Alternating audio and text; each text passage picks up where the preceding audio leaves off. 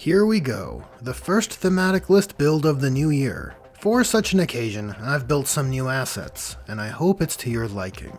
So, let's get to it. This one is for a Chaos Space Marine Legion, renowned for the carnage that ensues wherever they go. A legion wholly dedicated in service to the Blood God. A thematic list build for the World Eaters.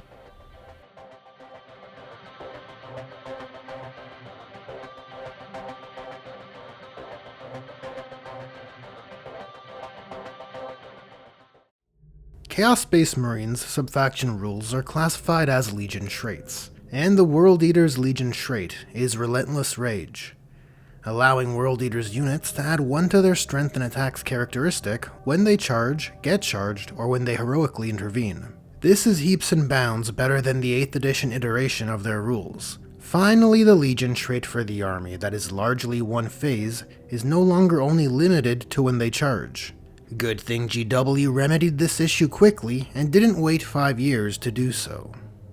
And rather than sharing the wontons of the Chaos Space Marines, the World Eaters, as the third Godbound Legion to be fleshed out, instead use the Blood Tithe system, granting players points when any unit, friend or foe, is destroyed, as well as a bonus point per phase if any character, monsters, or vehicles were destroyed, and 1 further bonus point per phase if a Titanic unit was destroyed. Those points can be spent on permanent army-wide perks, which can be teched into as desired.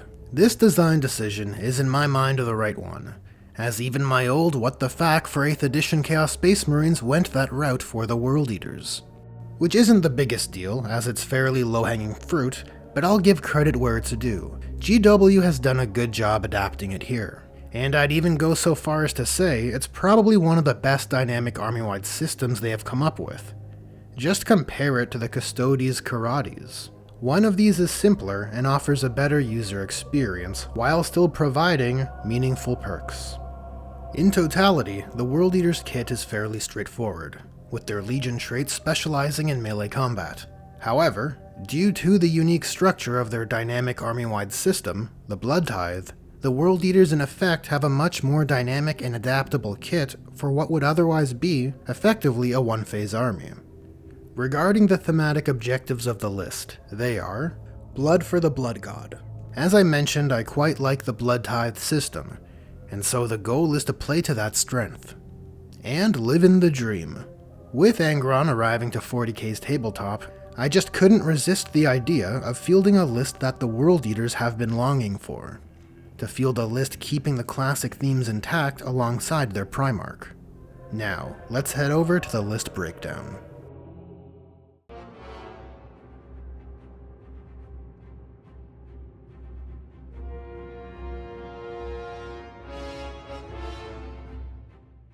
The list is structured as an ARCS detachment, and as is suitable, let's begin with the foundational elements of any proper army, the troops.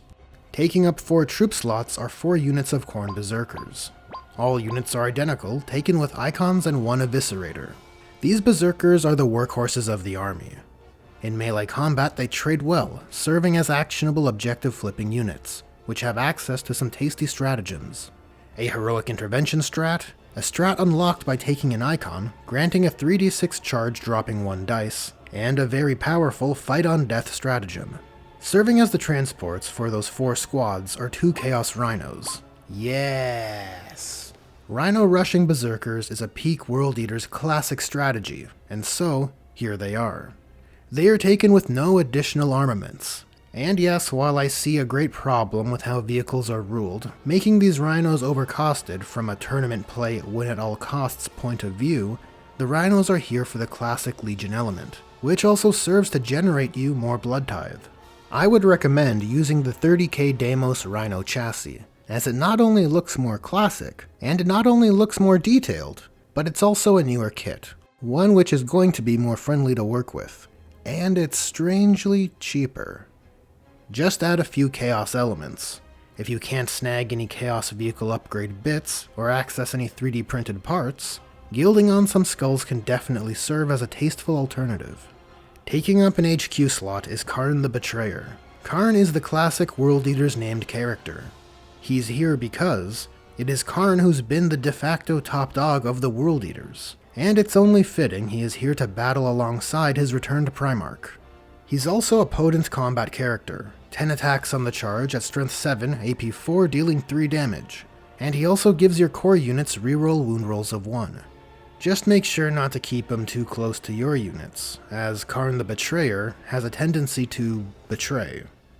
Following that are 3 Hellbrutes, all loaded up identically, taking Multi-Meltas and Hellbrute Fists with Heavy Flamers. They are here to provide mid-range anti-tank fire support while closing in to leverage the 3 damage of their fists, which thanks to the World Eater's Legion trait are now hitting at strength 14 rather than strength 12, which is an important breakpoint for fighting tough units. You guys may know my stance on Hellbrutes, that they're clearly possessed dreadnoughts, and so instead of using Hellbrute models, I instead recommend using Chaos Dreadnoughts, particularly the old World Eater's Dreadnought. Now, Forge World no longer sells this model, but you should be able to find some international resellers on the interwebs. China! Next, we're moving on to our Blood Tithe units. The units which I qualify not as workhorses, but are here for utility, Blood Tithe or otherwise. For starters, 3 Chaos Spawn. This is something I imagine players will see in every World Eater's list ever. 25 points for a Blood Tithe point is, in my opinion, too good. Regardless, these spawn can be used for backline area denial, or if you want to gain some Blood Tithe from the jump, keep them in your front line and rush them forward. Next is a unit of Jackals. Point of contention. From a conceptual point of view, I like the Jackals well enough. Even in my own What the Fack, I treated World Eater's cultists similarly, as a fodder unit whose likely value will be to generate Blood Tithe points. However, GW bungled it. The Jackals are instead high-quality melee cultists, when rather I posit they should be seen as the utility piece in the way Chaos Spawn are framed. And the 8-bound probably should have been more like Chaos Spawn, but that's a topic for another video. Regardless, the Jackals are here because the mortal followers of the World Eaters as Blood Thralls is right on theme. Moving on to the big boys. Providing long-range fire support are 2 Defilers armed with the Defiler Cannon, Twin Las Cannons, and Heavy Flamers. This provides the army with a bit of long-range punch, and the inclusion of 2 Heavy Flamers and their Defiler Claws ensure they are deadly in close proximity as well. And finally we have the big man on campus. The Red Angel, Angron, the Demon Primarch of Khorne, is the warlord of this list, and he is as deadly as he looks. Able to make 12 attacks with great strength, AP, and damage, or triple the amount of attacks with still fairly good strength and AP, but dealing 1 damage, meaning he can ship damage most targets to death.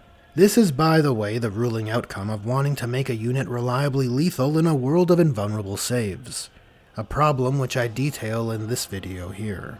Regardless, Angron is an incredibly deadly melee monster, who has great mobility, doesn't degrade terribly, has a warlord trait which turns off enemy obsec, and can either buff your units in melee or prevent all units from falling back. And when he's slain, he can be resurrected with Blood Tithe points. And that's the list, clocking in at an even 2,000 points, and starting with 5 command points. While Angron isn't the most durable Demon Primarch, the list has been designed to accommodate for this in a very classic fashion, as there are 7 other Toughness 7 units on the field. If this list goes against a shooting specialist army, your enemy can either opt for going after Angron, and leaving those other 7 units less scathed, or do the inverse. Go after those units and now Angron is unscathed, but with the added bonus that you'll now be generating Blood Tithe points as well. In any case, I quite like this list, as when I look at the Berzerkers and Rhinos, Khorne, Defilers, and Hellbrutes all alongside Angron, it really feels like the World Eaters are finally able to live the dream. That's a wrap on this World Eaters thematic list build. Thanks for watching, and a special thanks to my patrons, Julius Maximus, as well as the others who help keep the dream alive. As is customary, comment below with what faction you want to see focused for future thematic list builds. Anyways, there are buttons for liking, sharing, and subscribing, so press the buttons you want to press, and I'll catch you in the next one.